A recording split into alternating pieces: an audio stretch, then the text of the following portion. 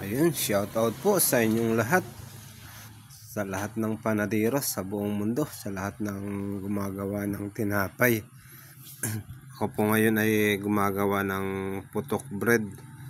Yan po yung may biyak sa ibabaw. Ewan ko sa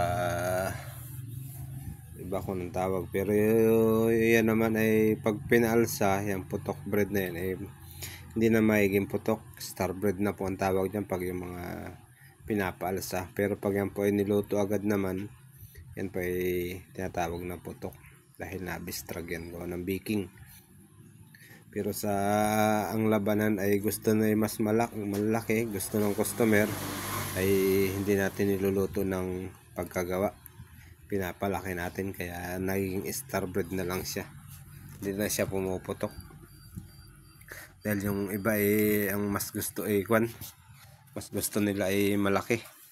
Hindi nila alam na parehas lang naman na ang tinapay ay pag lumaki ay hangin. Yun pa rin naman ang timbang nun. Yan ang hindi alam ng iba. Yan ay ating pipigurahin, bibilugin at gagayatan sa ibabaw. Yan, ganyan siya.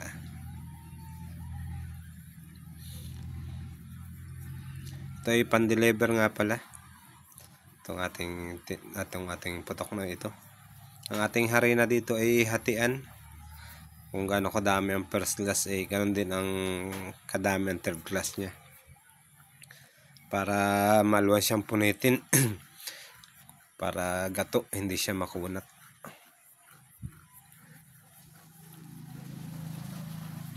Dahil pag lumamang ang first class at ang tinalo ang third class yan ay makunat na. Pati malambot na ang masa diyan. Ang toppings nga pala niya sa ibabaw ay hindi asukal ang nilalagay natin. Dahil ang asukal ay pag kinabukasan at taglamig ay natutunaw. Nagbabasa agad kahit hindi pa panis ang tinapay. Ay dahil sa asukal ang nakalagay ay nasisira na ang ating tinapay. Na ibalik agad ng mga customer. Akala nila ay sira na.